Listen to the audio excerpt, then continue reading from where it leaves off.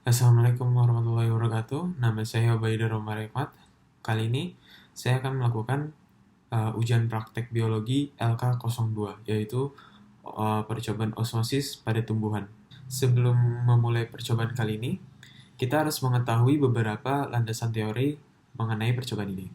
Yaitu pertama ada osmosis. Kedua itu ada um, transport pasif. Lalu bagaimana hasil sel tumbuhan tersebut setelah osmosis ini atau proses osmosis ini terjadi. Yang pertama itu dari transport pasif dulu. Jadi transport pasif adalah proses pemindahan atau pergerakan molekul ion atau senyawa melalui membran semi-permeable tanpa menggunakan energi atau ATP. Selanjutnya itu ada osmosis. Nah, osmosis ini dia merupakan salah satu cara transport pasif. Osmosis ini terjadi ketika sel tumbuhan itu berada dalam larutan hipertonis atau larutan yang konsentrasinya lebih tinggi daripada di dalam sel itu sendiri. Jadi apa yang akan terjadi adalah larutan yang di dalam sel tersebut, jika berada di larutan hipertonis atau konsentrasi tinggi, yang akan terjadi adalah air di dalam sel tersebut akan bergerak keluar dari sel tersebut, menyebabkan sel ini mengkerut. Itu adalah salah satu hasil atau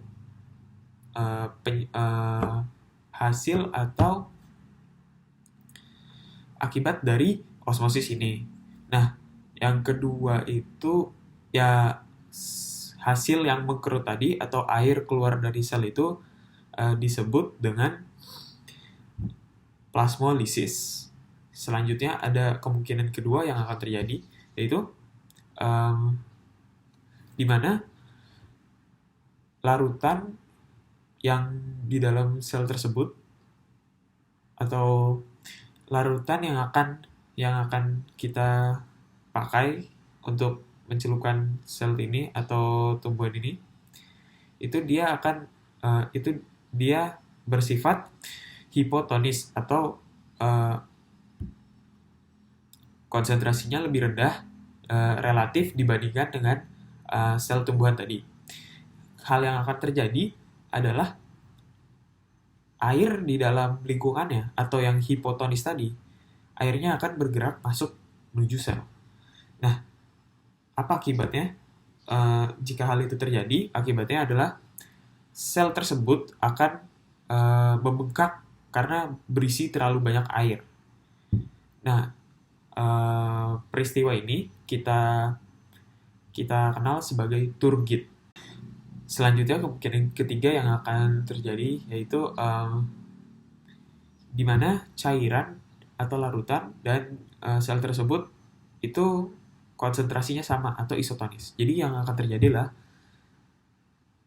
tidak akan terjadi apa-apa karena mereka itu memiliki konsentrasi sama. Jadi yang seharusnya terjadi volume air tetap sama dan volume benda pun atau volume sel itu pun tetap sama. Jadi seharusnya tidak ada yang terjadi atau tidak ada perpindahan larutan. Dalam percobaan kali ini kita membutuhkan sendok, penggaris, garam, gelas dan air, serta 2 kentang. Kita akan menggunakan kentang sebagai contoh sel pada tanaman. Jadi di sini kita memiliki 2 buah kentang yang panjangnya sama, yaitu 5 cm.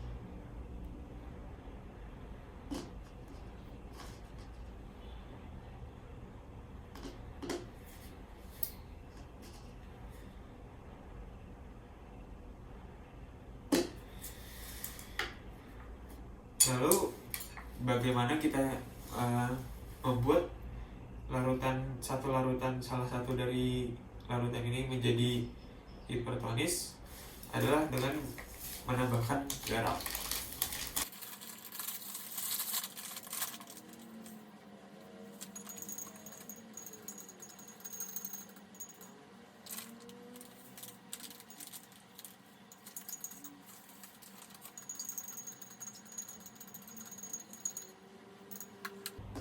Jadi dua buah kentang yang sama panjang ini, yaitu 5 cm, saya akan celupkan ke dua buah larutan ini. Yang satu adalah air garam, yang satu adalah air biasa atau air aqua.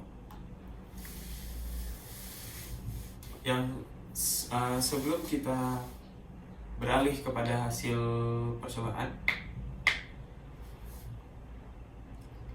hal yang seharusnya terjadi adalah dengan landasan teori yang sudah dipelajari, yaitu kentang pada air garam atau larutan garam, karena dia berada di larutan hipertonis, seharusnya air di dalam kentang ini atau sel tumbuhan ini dia akan keluar, menyebabkan kentang ini mengkerut atau mengalami plasmolisis. Kita tunggu saja sekitar 15-30 menit. 30 menit sudah berlalu. Mari kita cek hasilnya. Pertama-tama kita ukur dulu panjangnya, apakah masih sama atau berbeda. Di sini ukuran panjangnya itu berubah menjadi 4,8 cm. Lalu dibanding sebelumnya, sepertinya tekstur kentang ini menjadi lebih lunak. Sebelum itu mari kita bandingkan teksturnya dengan yang dicelupkan di air biasa. Ya benar, sepertinya yang di air garam ini menjadi lebih lunak dikarenakan proses plasmolisis tersebut. Tapi apakah ini mengkerut atau tidaknya itu belum diketahui karena kita belum mengukur yang di air biasa. Sekarang kita ukur dulu yang di air biasa. Ya, di sini setelah saya ukur yang di dalam air biasa itu 5,2 cm, jadi bertambah sekitar 0,2 cm. Perbedaannya di sini masih tekstur kentang di sini masih keras atau masih kokoh atau tidak lembek. Melainkan di sini tekstur kentang itu lembek atau elastis. Jadi dapat disimpulkan bahwa di sini terjadi osmosis, di mana karena dia di larutan hipertonis, air yang di dalam kentang ini dia keluar, menyebabkan sel kentang ini mengkerut dan menjadi lunak. Sementara di bagian yang sini sebelah kanan saya itu terjadi osmosis, tetapi karena ini cairannya hipotonis melainkan hipertonis, jadi air yang di dalam larutan tersebut ini, airnya itu masuk ke dalam sel kentang ini, menyebabkan sel kentang ini menumbuh sebesar 0,2 cm.